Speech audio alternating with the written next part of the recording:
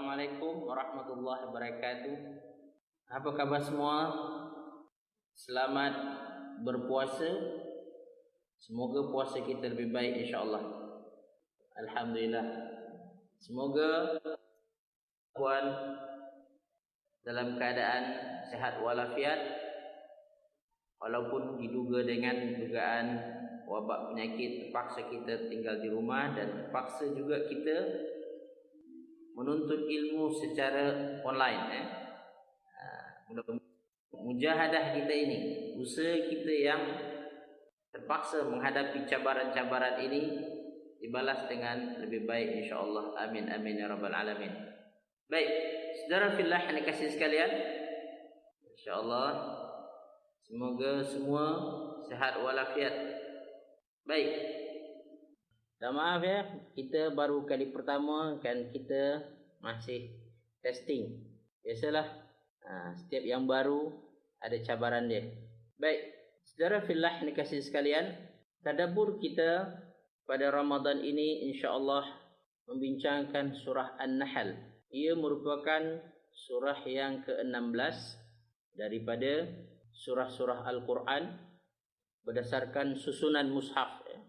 Saudara fillah yang dikasihi sekalian, saya tertarik dan suka dengan surah An-Nahl ini. Alhamdulillah, surah-surah lain saya sudah tadabbur di beberapa tempat, tapi saya tertarik untuk membincangkan surah An-Nahl ini pada Ramadan kita kali ini. Kita akan berusaha untuk membincangkannya. Dan dia memang surah yang panjang, dianggap sebagai surah yang lebih daripada 100 ayat, sehingga ia dinamakan dengan surah Al-Mi'un. Jadi surah-surah Al-Quran itu ada 4 jenis. Berapa jenis? Ada 4 jenis berdasarkan jumlah ayatnya. Pertama namanya adalah Sab'ut Tiwal. Apa nama dia? Sab'ut Tiwal. Iaitu 7 surah yang panjang. Iaitu surah-surah yang terdapat di awal surah ataupun awal-awal Al-Quran itu. Al-Baqarah, Ali Imran, An-Nisa, Al-Ma'idah, Al-An'am, Al-A'raf. Ada dikatakan bahawasanya Al-An'am dengan iaitu Al-Anfal dengan At-Taubah sekali. Itu ada 7 surah. Nama dia apa dia? Sab'ul Mathani. Nama dia adalah Sab'ul Mathani. Itu 7 Sab'ut Tiwal, minta maaf. Itu 7 surah yang panjang-panjang. Kemudian bagaimana panjangnya? Panjangnya lebih daripada 200 ayat. Dan ada namanya Al-Mi'un.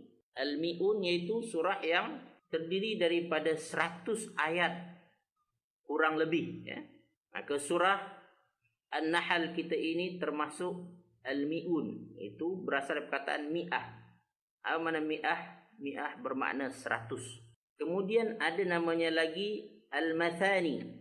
Al-Mathani adalah surah yang jumlah ayatnya jauh lebih kurang daripada 100. Dan biasanya surah ini suka dibaca oleh Rasulullah dan sahabat-sahabatnya dalam salat. Surah ini biasanya terdiri daripada 50 ayat, 60 ayat, 70 ayat. Itu namakan dengan Al-Mathani. Mathani bermakna diulang-ulang. Itu diulang baca oleh Rasulullah SAW dahulu.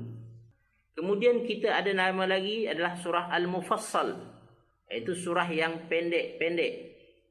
Biasanya kita orang Melayu suka yang Al-Mufassal ni. Mufassal ni ada 3 kategori pula. Mufassal panjang, mufassal sederhana dan mufassal pendek. Kita orang Melayu kalau boleh baca mana? Mufassal pendek. Apa dia tu? Inna a'tainakal kautsar. Tapi Nabi SAW dan sahabat suka Al-Mathani, yang lebih dari 50 ayat tu. Itu yang disukai oleh sahabat. Maka kalau boleh Ramadan kali ini kita baca Al-Mathani lah. Tapi takut baca Al-Mathani lagi orang ataupun kita sendiri tak hafal. Apalagi kita sembahyang dengan anak beranak. Tengok kita seorang sendiri solat. Okey. Baik. Jadi kita ulang balik. Ada 4 jenis surah-surah dalam Al-Quran. Boleh di antara tuan-puan untuk menulisnya apa 4 surah tersebut? 4 jenis surah. Satu apa? Satu, Sab'ut Tiwal. Yang kedua, Al-Mi'un. Yang ketiga, Al-Mathani. Yang keempat apa? Al-Mufassal. Baik. Cuba tulis tuan-puan di komen tersebut 4 jenis surah ini. Dan soalan, surah An-Nahl ini termasuk kategori yang mana? Dari yang 4 itu. Kategori yang kedua, iaitu Al-Mi'un namanya. Baik. Saudara fillah yang dikasihi sekalian, surah An-Nahl ini di antara surah Makkiyah. Apa makna surah Makkiyah? Itu surah yang diturunkan di Mekah. Kecuali kata ulama tafsir 3 ayat terakhir daripada surah An-Nahl ini. Cuba tuan-puan tengok Al-Quran tuan-puan, buka akhir daripada surah An-Nahl ini. Buka surah An-Nahl, tengok 3 ayat terakhir. Tengok 3 ayat terakhir. Adakah bersama tuan-puan Al-Quran? Kalau boleh, Al-Quran terjemahan sekali seperti mana yang saya war-warkan sebelum ini. Kalau boleh, ada Al-Quran terjemahan bersamaan tuan-puan kasih sekalian. Okey. Cuba lihat surah An-Nahl 3 ayat terakhir. Yang mana 3 ayat terakhir itu merupakan surah ataupun ayat Madaniyah. Apa makna ayat Madaniyah? Iaitu ayat-ayat yang diturunkan di Madinah. Ayat yang 3 itu berbunyi, Ba'da a'udzu billahi minasyaitonir rajim, wa in 'aqabtum fa'aqibu bimithli ma 'uqibtum bih. Dan jika kamu membalas, wahai Muhammad dan sahabat-sahabat Nabi, balaslah dengan yang seumpamanya. Wala in sabartum, dan jika kamu bersabar, lahuwa khairul lisabirin. Sungguhnya ia baik bagi orang-orang yang bersabar. Tuan-puan dikasihi sekalian, ayat ini turun selepas berlakunya perang Uhud. Perang Uhud berlaku di mana? Di Madinah. Jadi 3 ayat ini dan selanjutnya itu turun di Madinah selepas berlakunya perang Uhud. Yang mana dalam perang Uhud tersebut syahid bapa saudara Rasulullah SAW, iaitu Hamzah. Ia berjaya ditewaskan oleh orang-orang kafir Quraisy, dan sebagaimana tuan-puan tahu kisahnya, mayatnya dicabik-cabik, dikoyak-koyak, ditusuk-tusuk oleh orang-orang Quraisy, terutamanya Hindun, isteri Abu Sufyan, yang sangat marah dengan Hamzah. Rasulullah SAW ketika menemukan mayat Hamzah ini merasa sangat marah pada waktu itu. Ini menunjukkan bahwasanya Rasulullah SAW ia mempunyai sifat kemanusiaan juga. Dia marah. Dia rasa tidak puas hati dengan apa yang berlaku, sehingga dia berkata, demi Allah, kalau sekiranya kita berjaya mengalahkan orang-orang kafir Quraisy ini, saya akan sakiti, saya akan balas dendam terhadap apa yang dilakukan kepada Hamzah ini. Saya akan balas satu orang Hamzah ini sama 70 orang. Satu riwayat mengatakan saya akan kenakan 70 orang. Jadi gara-gara Hamzah seorang ingin menghukum dengan cara yang sama kepada 30 orang dalam sebuah riwayat, dan satu lagi adalah kepada 70 orang. Ini biasalah orang kan, kalau orang yang dia kasih itu dia kena, maka dia nak balas lebih lagi. Rasulullah seperti itu juga perasaan dia. Dia ingin membalas. Maka Allah Subhanahu wa taala tegur. Pendekatan Rasulullah SAW itu tidak sesuai dengan manhaj Allah. Di sini Rasulullah ditarbiyah oleh Allah Subhanahu wa taala. Ditarbiyah dengan mengatakan, wahai Muhammad, kalau nak membalas, balas dengan yang sama. Dan kalau engkau bersabar dapat memaafkannya, itu lebih baik bagi kamu. Ini dia 3 ayat terakhir daripada surah An-Nahl ini. Ia turun di mana? Turun di Madinah selepas perang Uhud. Baik, saudara fillah yang dikasihi sekalian, saya ingin respon daripada tuan-puan yang dikasihi sekalian. 3 ayat terakhir daripada surah An-Nahl turun di mana? Turun di Madinah. Bila? Selepas perang Uhud. Sedangkan ayat-ayat yang lain daripada surah An-Nahl ini, ia diturunkan di Mekah. Majoritinya saya suka mentadabbur surah-surah yang diturunkan di Mekah. Apa sebab? Surah yang diturunkan di Mekah ini mentarbiyah iman kita, mentarbiyah hati kita. Tarbiyah iman dan tarbiyah hati sangat penting. Tarbiyah iman dan tarbiyah hati ini merupakan keutamaan bagi umat yang ada di akhir zaman ini. Masalah kita adalah masalah iman. Masalah kita kebanyakan sekarang adalah masalah hati. Maka kita perlu mendidik diri kita, hati kita. Dan sebaik-baik ayat dan surah untuk mendidik hati dan iman adalah surah-surah yang diturunkan di Mekah ini. Saudara fillah yang dikasihi sekalian, berminat tak tuan-puan dikasihi sekalian untuk mentarbiyah iman tuan-puan, mentarbiyah hati tuan-puan sekalian? Betul tak masalah kita banyak adalah masalah hati? Betul tak kelemahan kita kebanyakannya kelemahan iman, yang mana kelemahan iman ini mempengaruhi hal yang lain, mempengaruhi cara bercakap kita, mempengaruhi cara kita bertaamul, berkomunikasi, bermuamalah dengan orang lain. Oleh itu saudara fillah yang dikasihi sekalian, saya ingin mengajak tuan-puan sama-sama kita mentadabbur surah An-Nahl ini. Ini bukan bermakna saya lebih baik daripada tuan-puan dikasihi sekalian. Barangkali tuan-tuan perempuan dikasihi sekalian ada yang lebih baik daripada saya, lebih alim daripada saya.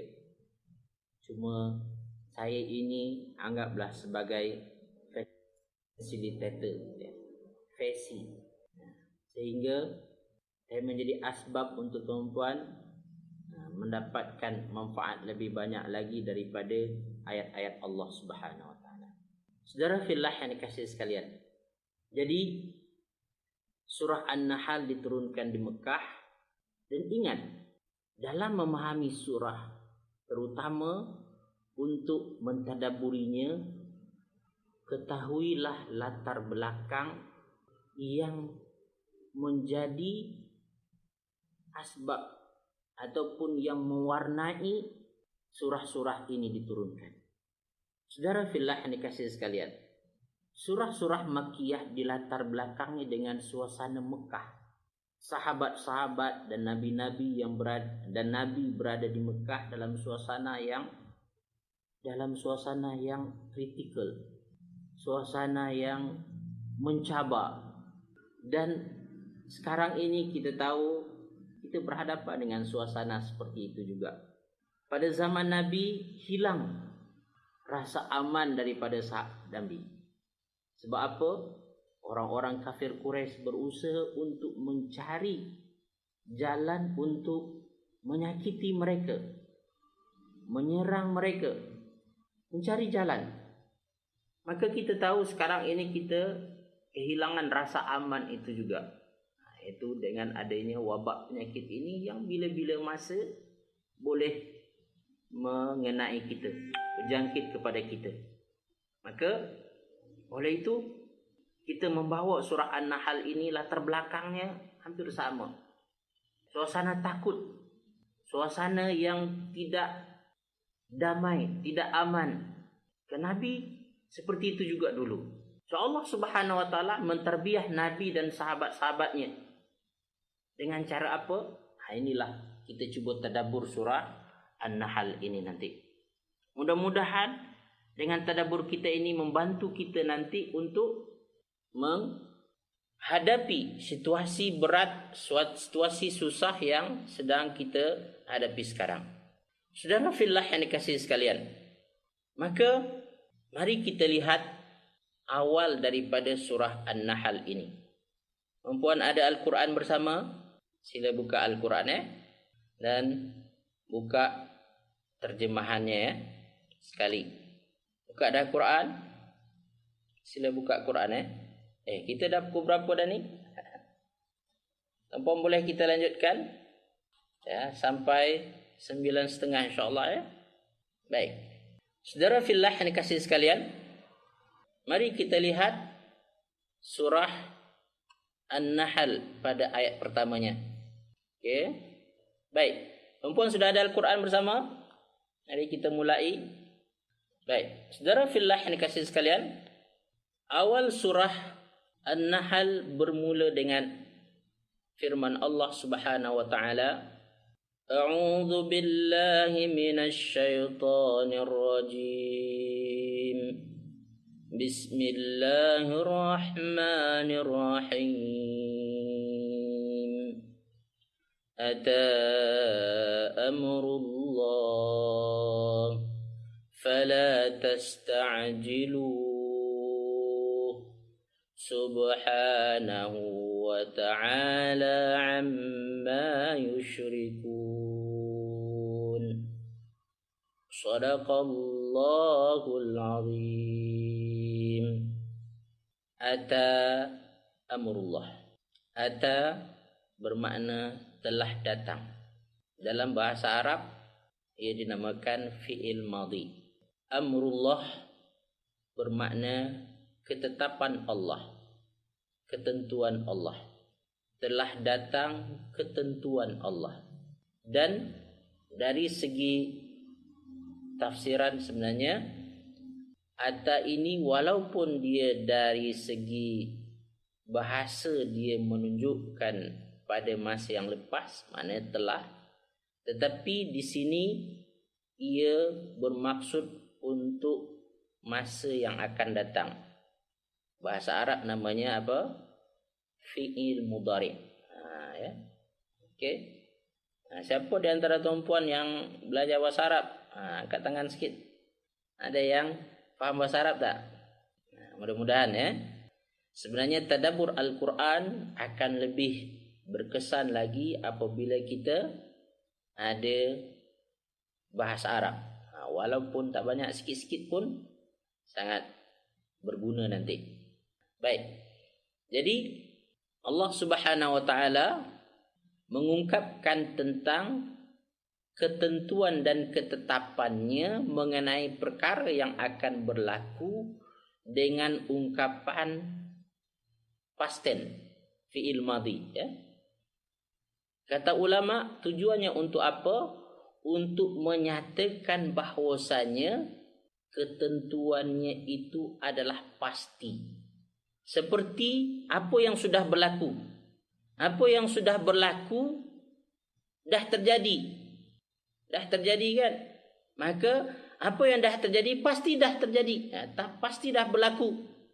Jadi seolah-olah ketentuan dan ketetapan Allah walaupun belum terjadi lagi, tetapi dia pasti berlaku seperti perkara yang sudah berlaku. Makanya apabila tuan-puan perhatikan ayat Al-Quran yang berkaitan tentang hari kiamat, yang mana hari kiamat itu cerita akan datang, tetapi diungkapkan dengan fi'il madhi. Seperti kalau tuan-puan baca Al-Quran, idza syamsu kuwirat, idza syamsu kuwirat, ataupun idza zulzilatil ardu zilzalaha, apabila bumi digoncang dengan segoncang-goncangnya. Jadi zulzilat itu fi'il madhi, tetapi ia menjelaskan tentang masa yang akan datang. So oleh itu saudara fillah yang dikasihi sekalian, di antara cara Al-Quran untuk menjelaskan sesuatu yang pasti itu adalah mengungkapkan dia dengan cara fi'il madhi, dengan masa lepas, seolah-olah dia pasti berlaku selepas yang sudah berlaku. Baik, saudara fillah yang dikasihi sekalian, saya tidak ingin berpanjang-panjang dalam hal bahasa, sebab saya tahu di antara tuan-puan ada yang tak belajar bahasa Arab mungkin.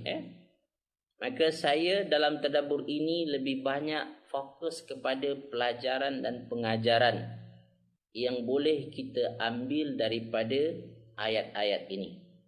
Maka dalam keadaan yang susah, keadaan yang mencabar, apa yang boleh kita pegang pertama berdasarkan tadabbur kita terhadap surah An-Nahl ini adalah iaitu tentang amrullah. Amrullah itu apa dia? Ketetapan Allah, ketentuan Allah. Ini mesti ada di masa dia diuji, di masa dia diduga, dia mesti ada keimanan kepada yang nama dia dengan takdir. Amrullah ini dalam bahasa yang lain adalah takdir dalam bahasa kita.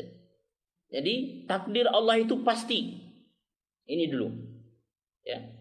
Kepercayaan kepada takdir merupakan kunci pertama untuk kita dapat menghadapi ujian kehidupan kita ini. Apa yang mesti kita faham tentang takdir ini? Tentang ketetapan Allah ini? Saudara fillah yang dikasihi sekalian, siapa di antara tuan-puan yang tahu tentang jenis-jenis takdir? Tahu? Ada berapa jenis takdir? Ya. Takdir ada dibahagi berdasarkan kepada baik buruk, ya kan? Maka kita tahu ada takdir baik, ada takdir buruk. Ya. Bahawa ada dalam kehidupan kita ini yang berlaku yang baik, biasanya kita dapat nikmat, ya. Dan yang berlaku dalam kehidupan kita ini ada yang buruk, seperti kita ditimpa musibah, dihadapkan dengan wabak yang ada sekarang ini pemadai. Ini merupakan ujian, ya, takdir buruk bagi kita dan kita perlu hadapi dua-duanya daripada Allah Subhanahu wa taala. Tapi yang saya ingin maksudkan, yang saya inginkan dengan pembahagian dua takdir ini adalah iaitu takdir namanya takdir mubram dan satu lagi adalah takdir muallaq. Ulang lagi. Takdir apa nama pertama? Takdir mubram. Yang kedua, takdir muallaq. Ya. Takdir apa nama dia? Takdir mubram dan takdir muallaq. Siapa yang dah pernah dengar tentang dua jenis takdir ini ataupun ketetapan Allah ini? Dan ini sangat penting sebenarnya untuk kita memahami kehidupan kita, apa yang berlaku pada kita. Ini sangat penting, iaitu takdir mubram dan takdir muallaq, ya. Dan ingat, dua kefahaman kita tentang takdir dan ketentuan Allah ini sangat penting dalam kehidupan seorang mukmin. Tak faham perkara ini, maka dia akan rasa tak kena dalam hidup dia. Apabila dia ditimpa oleh perkara yang tak baik, dia akan menyalahkan. Maka Allah Subhanahu wa taala dalam surah An-Nahl ini diingatkan kita kepada perkara pertama dan utama yang perlu kita fahami, iaitu amrullah di sini bermaknalah ketetapan Allah, ketentuan Allah.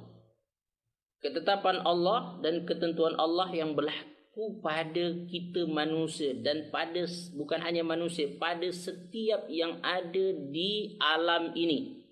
Yang mana Allah Subhanahu wa taala telah menentukan ketentuan-ketentuan, dan ketentuan itu ada dalam dua bentuk. Satu nama adalah takdir mubram atau ketentuan mubram, dan yang kedua adalah ketentuan, ya.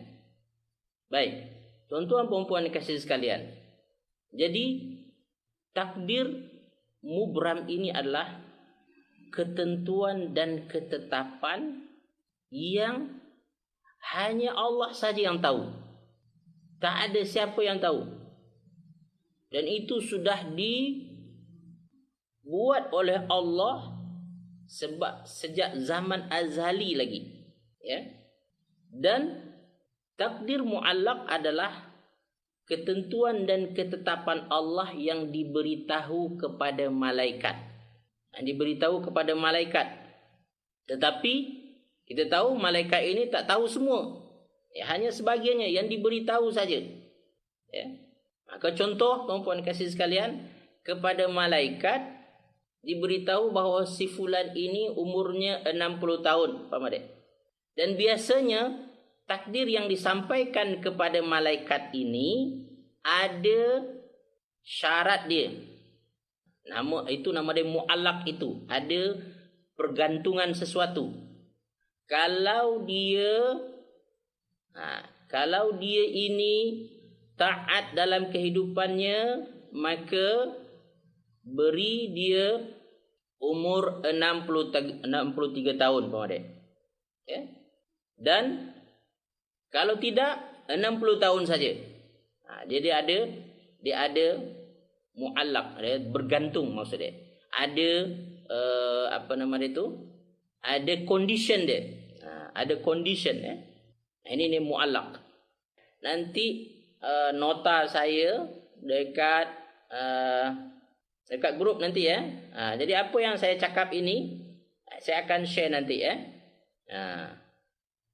Don't worry. Inilah kebaikannya kalau sekiranya kita buat grup FB ini. Nanti tuan-puan boleh tengok balik, dan nota-nota yang berkaitan dengannya tuan-puan boleh dapatkan nanti.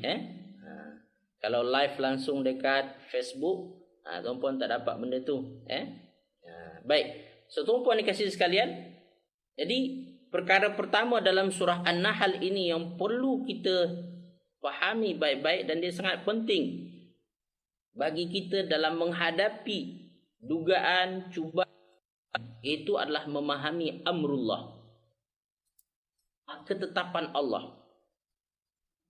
Jadi ada dua ketentuan Allah dan ketetapan Allah, iaitu satu adalah mubram, ya. Itu yang hanya Allah yang tahu. Ya. Dan takdir yang diberitahu kepada malaikat, dan biasanya kepada malaikat diberitahu syarat-syaratnya. Kalau macam ni, kalau macam tu. Ya. Tapi yang pasti yang akan berlaku hanya Allah yang tahu. Ya. Namun bagi kita manusia, dua-dua kita tak tahu. Ya. Kita tak tahu apa takdir mubram kita, dan kita pun tak tahu takdir muallaq kita. Dengan kesimpulan bahawasanya dua-dua takdir itu ghaib dari kita. Apa makna ghaib? Kita tak tahu. Namun kata Allah, ata amrullah, ketentuan Allah itu pastikan berlaku.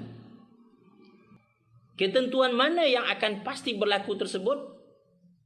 Itu ketentuan yang mubram tadi itu. At the end akan betul-betul terlaksana adalah takdir mubram Allah Subhanahu wa taala. Dan untuk faham ini, tuan-puan dikasih sekalian, tuan-puan boleh buka surah Ar-Ra'd, iaitu surah ke-13 ayat 38 sampai 39. Muka surat 254. Tuan-puan yang ada Al-Quran, cuba buka. Iaitu apa? Surah Ar-Ra'd. Cuba tulis surah apa yang perlu kita tengok untuk memahami prinsip takdir ini. Dua takdir yang saya sebutkan tadi. Surah apa dia? Surah Ar-Ra'du. Ya. Ayat berapa? Ayat 38 39. Muka surat berapa? Muka surat 254. Okey. Okey, sila tuan-puan tulis tentang ayat tersebut. Ya. Mungkin boleh membantu kawan-kawan. Tengok surah Ar-Ra'du ayat 38 dan 39. Ar-Ra'du ayat berapa? Ayat 38 39 yang akan menjelaskan pada tuan-puan tentang dua ketetapan Allah ini. Dah jumpa? Okey, surah ke-13 ayat 38 39. Bagus. Okey. Kita tengok. Boleh lihat. Dah buka ke? Okay, good. Ayat 38 39. Iaitu lihat ujung ayat itu. Bermula daripada ujung ayat dulu. Likulli ajalin kitab. Ujung ayat itu. Okey. Likulli ajalin kitab.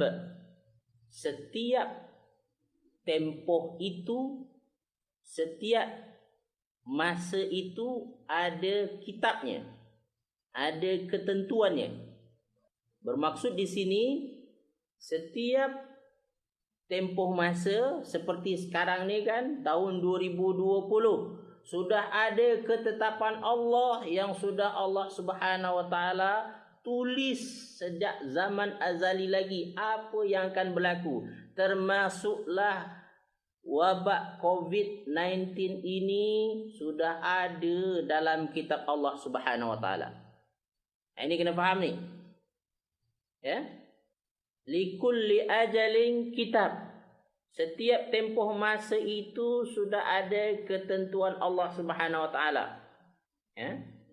Dan disambung oleh Allah Subhanahu wa taala ayat tersebut, ayat 39, yamhullahu ma yasha'u wa yuthbit. Allah boleh saja menghapuskan ketentuannya itu. Ya. Ada ketentuannya tersebut, ada ketetapannya itu. Kalau Allah berkehendak, dia boleh hapus. Ini yang mu'allaq tadi tu. Ya. Wa yuthbit. Dan dia juga boleh mengekalkannya. Ya. Yang boleh dihapus dan boleh ditukar, itu yang mana satu itu? Itulah takdir mu'allaq yang dikatakan oleh ulama. Wa indahu ummul kitab. Ujung ayat itu sangat penting. Tapi kata Allah Subhanahu wa taala, di sisi Allah itu ada ummul kitab. Ummul kitab ini apa? Yaitu keputusan akhir. Inilah yang namakan dengan takdir mubram. Ya. Maka takdir mubram ini adalah takdir yang terakhir. Apa yang akan berlaku kepada orang tersebut, itu Allah yang akan tentukan. Allah tahu tu apa yang akan berlaku padanya. Jadi, saudara fillah yang dikasihi sekalian, fahami dulu dua ketetapan Allah ini, yaitu takdir mubram dan takdir mu'allaq. Oleh itu, saudara fillah yang dikasihi sekalian, siapa yang ingin tadabbur surah An-Nahl dengan lebih baik, faham dua perkara ini. Apa dia? Mubram dan takdir mu'allaq. So, saudara fillah yang dikasihi sekalian, Berapa dah kita? Dah lewat masa kita. Macam mana ni? Ya. Pegang surah Ar-Ra'du ayat 38 39 ini. Dalam memahami ketentuan dan ketetapan Allah. Jadi ada ketentuan dan ketetapan Allah yang kekal, tak akan berubah. Itu yang namanya mubrab, dan hanya Allah yang tahu. Dan ada takdir dan ketetapan Allah Subhanahu wa taala yang boleh berubah. Dan itu Allah sendiri yang sebut dalam Quran. Dalam mana? Surah Ar-Ra'du ayat 38 39. So, saudara fillah yang dikasihi sekalian, saya sebenarnya boleh saja untuk continue, boleh sambung lagi. Masalahnya saya perlu bagi chance kepada anak pula untuk menggunakan laptop. Biasalah sekarang semua nak online ni kan. Ayah nak online, anak nak online, mak pun nak online. Sedangkan ini kita terhad. Saya sebenarnya dari awal cuti lagi nak buat online ni dari awal lagi dah, tapi disebabkan oleh anak-anak, maka saya bersabar, saya bagi peluang kepada anak-anak untuk belajar. Anak saya ada kelas pukul dekat pukul 10 nanti. So oleh itu besok kita ada 30 hari untuk kita bersama-sama mentadabbur surah An-Nahl ini. Saya harap tuan-tuan dapat manfaat daripada perkongsian awal kita ini sebagai mukadimah untuk kita faham surah An-Nahl ini. Tuan-tuan dikasihi sekalian, macam mana agak-agak tuan-tuan? Adakah sedikit bermanfaat? Dan saya mohon maaf karena gangguan di awal. Nampaknya saya perlu live dengan cara gunakan handphone saja, insyaAllah. Namun saya cuba juga untuk berkongsi dengan tuan-tuan slide-slide yang saya sudah. Alhamdulillah. Keep in touch kita. Besok kita jumpa lagi, insyaAllah. Jazakumullah khairan kathiran. Semoga kita dipanjangkan umur, kita dapat menyambungnya besok, insyaAllah. InsyaAllah besok kita akan sambung dengan maklumat yang lebih penting lagi untuk kita dalami, kita hayati surah An-Nahl ini sehingga bermanfaat untuk kita semua. Yang baik dan benar daripada Allah Subhanahu wa taala, salah silap daripada diri saya sendiri, kepada Allah saya mohon ampunannya. Pada tuan-tuan, puan-puan, saudara-saudara, kaum muslimin, kaum muslimat, saya mohon kemaafannya. Aqulu qawli hadza astaghfirullah li wa lakum wa lisairil muslimin wal muslimat fastaghfiruh innahu huwal ghafurur rahim. Assalamualaikum warahmatullahi wabarakatuh.